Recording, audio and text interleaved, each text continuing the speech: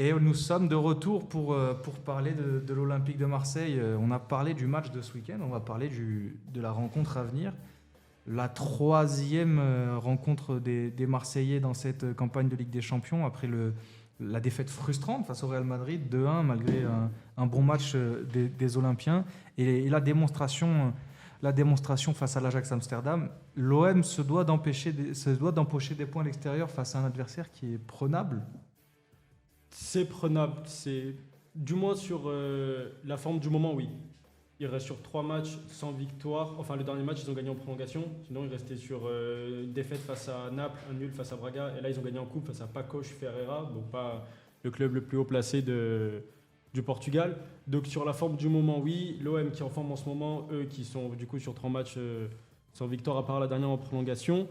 Mais du coup, l'OM se déplace. Et l'OM à l'extérieur en Ligue des Champions, c'est pas exceptionnel. Le bilan n'est pas fameux pour les Olympiens sur les dernières sorties.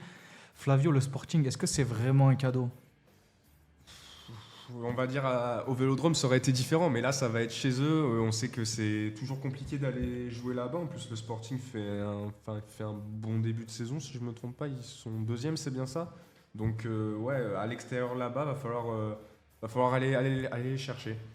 Après, on parle des sorties olympiennes. Pour le coup, face au Sporting Lisbonne, les 2 dernières fois, c'était sous Igor Tudor. Et c'était en 2022-2023. Ça s'était plutôt bien passé. Avec 2 gros matchs d'Amin Harit qui avait lancé la campagne européenne à cette époque-là. Avec, si je ne dis pas de bêtises, 2 victoires, une à domicile et une. Oui, on a gagné les deux confrontations.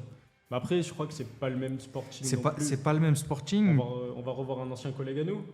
Luis Suarez, le vrai. Incroyable. Le vrai. À vous d'en juger. Mais non, c'est un Sporting qui est différent, mais c'est aussi Ruben Amorim est parti. En cours de saison. La saison passée. Donc c'est quand même un Sporting qui est aussi en cours de reconstruction. Là où pour le coup les clubs portugais ont l'habitude d'être assez stables et s'installer dans la durée, c'est un Sporting qui repart un peu de zéro, avec notamment le départ de Victor Gyökeres cet été, qui était le facteur X de cette équipe du Sporting. Donc c'est... J'allais pas dire qu'il est pour l'instant bien remplacé, mais Luis Suarez fait un bon début de saison. Oui, voilà, parce que Gyökeres était limite à un but par match. Si ce n'est plus. C'est pour ça que j'ai dit limite. Mais le Suarez, là, cette saison, je crois que c'est 12 matchs, 7 buts, toutes compétitions confondues. Derrière lui, tu as Pedro Goncalves, très très bon milieu de terrain. Qui était déjà là, lui, pour le coup. Qui est là depuis longtemps. Un des anciens de ce club. Ouais. Un des anciens, tu as Trincao aussi, qui est pas mal. Giovanni Kenda, leur petit crack, l'ailier, qui a 18 ans, je crois, qui fait des folies. Génie aussi, si je dis pas de bêtises, qui s'appelle Génie, oui, je crois du Mozambique. J'allais dire Mauritanie, mais c'est Mozambique. Oui, Génie, donc non, c'est un... Bon, de toute façon, on le sait.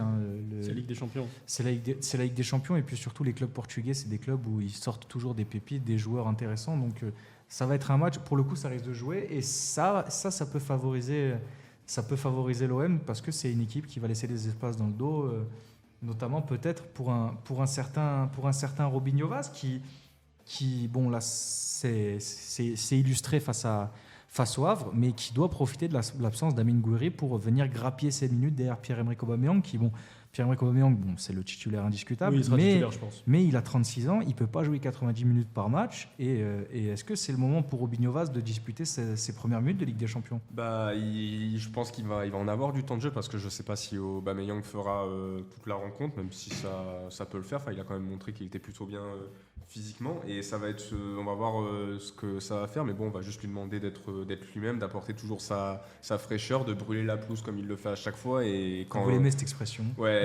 Franchement, oui, je l'ai découvert cette année, mais elle est incroyable. Et voilà, du coup, il va amener tout ce qu'il amène depuis le début de saison, et s'il fait ça, je pense, même s'il sera pas forcément décisif avec une passe et un but, il va aider dans le jeu, créer des brèches et aider cette équipe de l'OM. Oui, Romain. Vous pensez que... Bon, j'imagine, il y a un match nul, il reste un quart d'heure. Est-ce qu'il fait rentrer Robinho Vaz, vous pensez ? Je pense même qu'il sera rentré avant. Je pense que vers la 65-70. Mais c'est pas garanti qu'il rentre à la place d'Aubameyang. C'est ce que j'allais y venir. C'est pas garanti. Sur un côté. Là, il a sur un côté, et puis même il a montré que, bon, après c'est dans des conditions particulières à 11 contre 10, mais il a montré qu'il pouvait tenter de partir avec 2 pointes, même avec Gouiri. Il n'a pas peur de faire sortir le numéro 10, qui sera Gomez, ou Angel Gomez, on va en reparler, Mais il a montré que potentiellement l'association des deux, et là ce week-end encore une fois, parce que Oui, il a fait Aubameyang passeur décisif pour Robinho Vaz, pour moi c'est son moment, il faut qu'il montre. Bon, il faut qu'il montre, il a 18 ans, on va pas commencer à mettre de pression sur S'il ses met pas épaules. triplé, c'est scandale, vraiment. Mais pour le coup, je pense que c'est vraiment un match où, face au Sporting, une équipe qui va laisser d'aller chercher l'Olympique de Marseille, va y avoir des espaces dans le dos. Il va vite. Qu'est-ce qui va vite? Il va vite. Qui va vite. Et si jamais il devait être lancé avec des champions, je pense que ce serait le bon moment pour lui. Ouais. Bah, par rapport au match qui vient de sortir face au Havre, c'est sûr. Mais je reste quand même réticent à l'idée de s'il y a match nul ou si le match n'est pas débloqué positivement pour l'OM, je pense pas qu'il... Enfin, selon moi, peut-être qu'il va rentrer, mais dans les 10-15 dernières, il va pas rentrer pendant 35 minutes. Parce je pense qu'il va quand même garder Aubameyang en pointe, même s'il est moins explosif que lui. Aubameyang en pointe, on va pas dire la sûreté, mais c'est de l'expérience de ce genre de match que Vaz n'a pas. Donc même s'il paraît très heureux, très, très libre et peut-être sans pression, mais... Pour une question de sûreté, peut-être ça ne m'étonnerait pas qu'il laisse Aubameyang et que Vaz ne rentre que lors des 10 dernières minutes. Moi, je pense peut-être il laissera Aubameyang tout le match si on doit marquer, mais rien n'exclut de le faire rentrer avec lui parce que j'ai trouvé l'association des deux pas mauvaise. En plus, Aubameyang il l'avait dit quand il est arrivé en Arabie Saoudite, il a appris un peu à jouer en pivot, à changer son jeu, à être beaucoup moins sur la profondeur, et donc il pourra, je pense, aider Robinho et le guider tous les deux.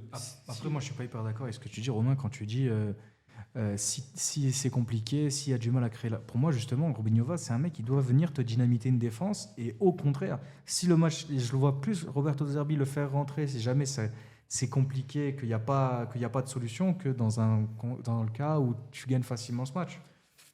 Je le trouve, j'entends, je comprends ce que tu dis, mais je trouve quand même Robinho Vaz un peu jeune et entre guillemets pas assez peut-être d'expérience de manière générale, pas en Ligue des Champions parce que c'est compliqué à son âge d'avoir l'expérience en Ligue des Champions, à part quand tu t'appelles Lamine Yamal. Mais pour moi, je pense que s'il joue la sûreté, peut-être pas qu'il puisse faire comme ça. Puis avec les blessures, si on fait pas rentrer Robinho Vaz aussi, qui est-ce qu'on fait rentrer? C'est aussi ça la question c'est vrai à poser. parce que pardon, je te coupe Flavio, mais en plus d'Amine Gouiri blessé, il y a Ahmed Traoré dont on n'a aucune assurance le fait qu'il sera là ou pas. Il est encore en phase de reprise comme Geoffrey Kondogbia d'ailleurs.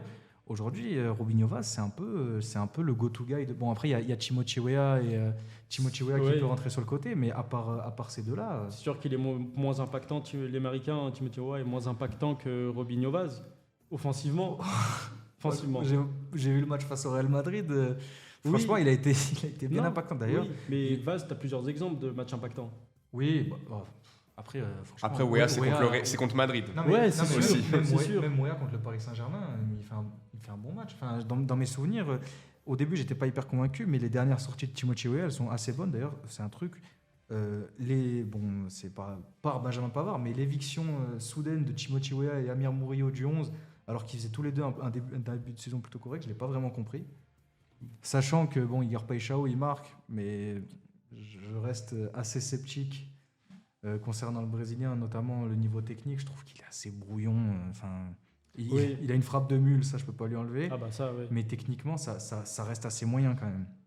Donc tu penses que s'il ne joue pas deux attaquants comme il a fait à la fin face au Havre, il peut enlever, s'il n'enlève pas au bas, il enlève Paixão pour faire entrer Robinho Vaz sur le côté.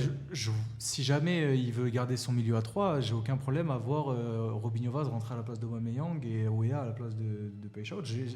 C'est pas quelque chose qui me choquerait parce qu'il a prouvé il a 120 minutes de temps de jeu effectif. Robinho Vaz, il a 2 buts, 2 passes D. Donc ça veut dire c'est quoi? C'est un match et demi pour 4 contributions.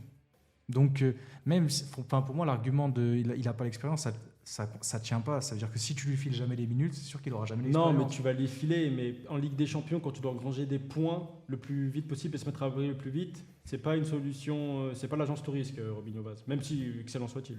Ouais, mais après, si tu lui donnes pas la minute de jeu, tu lui donnes quand? Parce qu'après, tu reçois Newcastle. Newcastle, même si on va pas chez eux et que c'est chez nous, ça va être très costaud. Et après, il y a d'autres gros matchs qui vont arriver. Donc, si l'OM est un peu plus dans le classement, je pense pas qu'il faut pas avoir peur. De toute façon, je pense que Roberto De Zerbi n'est pas dans cette optique-là. S'il voit que Robinho Vaz est performant, il le fera rentrer. Non, mais tu peux lui donner en Ligue 1. On va jouer Angers et Auxerre. Là, tu lui donnes une demi-heure, même une mi-temps si tu veux. Enfin, ça avec grand plaisir. Mais aussitôt, entre guillemets, en Ligue des Champions, je ne serais pas de cet avis. Dans les matchs qui arrivent, oui, je serais d'accord s'il engrange de l'expérience de Angers et Auxerre sur des matchs entre guillemets faciles, même si aucun match est facile. Là, tu prends l'expérience et quand tu as l'expérience, une vraie entre guillemets expérience de terrain, tu peux prendre plus de temps en Ligue des Champions. La décision finale reviendra à Roberto De Zerbi de À toute notre façon. Et technicien il italien. aura aussi une décision à prendre, c'est celle concernant le milieu de terrain. On l'a vu pas mal expérimenter. On va devoir parler un peu du dossier Angel Gomez. Ça me fait mal. Quand- Objectivement, ça me fait mal. Contre Metz, il rate une occasion incroyable qui aurait pu faire une nouvelle passe décisive à Robinho Vaz d'ailleurs. Là, face au Havre, avant la mi-temps, l'OM aurait pu déjà enfoncer l'accélérateur. Il rate une nouvelle fois une occasion nette de but. Et en plus, dans le jeu, il ralentit le jeu. Il n'y est pas vraiment. Qu'est-ce qu'il faut faire d'Angel Gomez quand il y a un Arthur Vermeuren qui pousse et qui a été sensationnel face à l'Ajax Amsterdam? Je suis d'accord que Gel Gomez décevant. Oui, des paires de balles qu'il faisait pas avant, une confiance en baisse, la tête qui doit finir au fond. Je le trouve même trop timide dans le jeu, alors qu'à une époque, limite, tu voyais que le milieu de terrain, il faisait la toupie, il allait à droite, il allait à gauche. Il me fait une préparation. J'ai cru que c'était Xavi. Au final, bon, Ah bah moi, je c'est pense Chavot. là. c'est Chavo Guerrero. Non mais oui, vraiment, c'est vraiment décevant de voir Angel Gomez comme ça quand tu sais le niveau qu'il atteint en prépa. Mais quand tu parles de Vermeeren, je suis au regret de mettre mon veto dans le sens où Vermeeren, ce n'est pas le même profil qu'Angel Gomez. Non, mais c'est pas pour jeu numéro 10. Tu enlèves Angel Gomez, tu mets Arthur Vermeuren en 6 et tu mets fais monter Riley. O'Reilly. Ok, Ouais. ouais, là, je suis plus d'accord avec Oui, toi. non, oui, c'était. Oui. Ok, non, parce que mettre Vermeeren là ou même jouer avec 2 millions, on va dire Heuberg, Vermeeren, c'est solide, on va dire, mais ça va pas t'envoyer des ballons. Alors qu'O'Reilly, la qualité de passe, on la connaît. Mais oui, sans doute. C'est pour ça aussi, tu penses que est-ce qu'ils ont préservé Vermeeren pour la Ligue des Champions alors qu'il a pas tant joué que ça, à part les matchs de Ligue des Champions? C'est ça qui est fou. J'espère pour De Zerbi. Franchement, j'espère parce que avec le match qu'il fait contre l'Ajax Amsterdam, je trouve ça incompréhensible. Après, il était en sélection avec les espoirs de la belges. Belgique. Donc, C'est ça. ceci explique peut-être cela. Flavio, qu'est-ce que t'en Pour penses? revenir sur Angel Gomez, est-ce que peut-être aussi au début de saison il ressortait énormément parce qu'il avait des milieux à côté? Rabiot qui était encore là n'était pas non plus le meilleur Rabiot qu'on a vu et Heuberg était vraiment pas au niveau qu'il est aujourd'hui parce que Heuberg, faudra en parler de la progression qu'on a eue sur les derniers matchs par rapport à même la saison dernière, je l'avais jamais vu aussi fort. Est-ce que c'est peut-être pas aussi ça qui fait qu'on voit que Gomez est un peu plus déchargé et qu'il a un peu plus de mal à trouver sa place dans tout ce flux de nouveaux joueurs, de nouveaux bons joueurs qui arrivaient à l'OM? Moi, je pense qu'il a c'est peut-être un problème. C'est peut-être qu'on en vient sur l'aspect mental parce que la qualité, il a Angel Gomez. Oui. Enfin, Ouais, je vois pas pourquoi jouer avec des bons joueurs l'empêcherait Oui. de proposer du Enfin, football. Mais qui joue avec nous ou avec Messi, Ronaldo, les passes qu'il faisait, les ouvertures qu'il faisait, il pourrait les faire. Joseph Seb, il est timide en fait. oui, il est trop timide. Il est devenu trop timide parce qu'avant il n'était pas. Ouais, voilà. Et depuis le match où il n'a pas joué face au Real, puisque tu regardes avant, il fait quasi 90 minutes à chaque match, le Real il joue pas sur aucune minute. Peut-être que c'est là où ça a tilté dans son cerveau, où il a commencé à avoir une baisse et il n'arrive pas à s'en relever.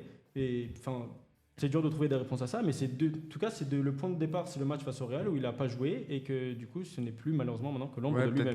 peut-être qu'il y a eu de la déception pour Angel Gomez parce que c'était le joueur de l'OM et on va pas se mentir, on était tous étonnés de ne pas le voir démarrer contre le Real et peut-être que ça a mis un petit coup au moral et que c'est un peu plus compliqué. Mais ça se depuis. comprend quand tu joues le Real Madrid. Oui, bien sûr, créer du jeu bien sûr, mais compliqué, Vermeeren, personnellement, c'est solide. je me mets à sa place. Je fais un gros début de Ah saison. oui. Je suis un des meilleurs joueurs. Oui, Il y a oui. le gros match de notre début de saison qui arrive. Je suis pas dans le 11 alors que je suis performant depuis le Je suis début. pas dans le 11 et j'ai pas une minute. Je suis un peu, Ouais. je suis un peu déçu, mais bon, oui, bien sûr, ça peut se comprendre Je aussi. suis d'accord avec toi, Flavio. Comme je disais, la parole sera à Roberto De Zerbi pour ses décisions et on a hâte de voir le 11 qu'il alignera. Angel Gomez, pas Angel Gomez, Robinho, Vaz ou non, Arthur Vermeeren. Moi j'ai une question. Marseille, c'est une victoire, une défaite. C'est quoi le bilan après cette troisième journée, après ce match face au Sporting Portugal? Est-ce que Marseille gagne? Est-ce que Marseille perd? Tu Match veux un nul? prono? Je veux un pronostic, les amis. Tu veux score exact plus buteur ou juste score exact? Allez, parions sport. Fais ce que tu veux. Dis-moi, est-ce que tu veux plus de 2,5 buts à la Allez, mi-temps? donne-moi Dis-moi. donne-moi tout ce que tu as. Non, en vrai, si je m'enflamme, je dis victoire, mais si je rationalise, je dis match nul. Parce que, bon, pour toutes les raisons qu'on a énumérées, je dirais match nul. 2-2, ça ne me surprendrait pas. Moi, je vois une victoire de l'OM difficile. Mhm. Difficile, 2-1 dans les dernières minutes avec des buts des deux côtés parce que c'est deux équipes qui aiment jouer, donc je pense qu'il y aura des buts. Donc je vois une victoire de l'OM difficile et aller un petit but d'Aubameyang, je vois bien ça aussi. Tu me diras un buteur, Romain ou... Sur les deux buts, Ouais. Je dirais Si tu me sur. sors des buteurs du Sporting, on part en bagarre. Je connais tous les pays. Un doublé de Luis Suarez. Leur 6 Yulmand, le Danois est très fort. Non, mais en vrai, non, de l'OM, je dirais un défenseur, un Aguerd ou Pavard sur Et les têtes. qui Et t'a- après Greenwood, peut-être un penalty, sait-on jamais, ou alors Greenwood une frappe de loin comme il a l'habitude de. Petit aparté, est-ce que Luis Suarez va rejoindre le club des joueurs qui marquent contre l'OM en ayant joué à l'OM? C'est Non. tellement écrit. C'est tellement écrit. On sait comment ça va se passer. Non, mais- Et c'est pour ça que moi, je vois une victoire 2-1 de l'OM avec un Greenwood qui continue sur sa lancée avec 2 buts et un petit but de Luis Suarez.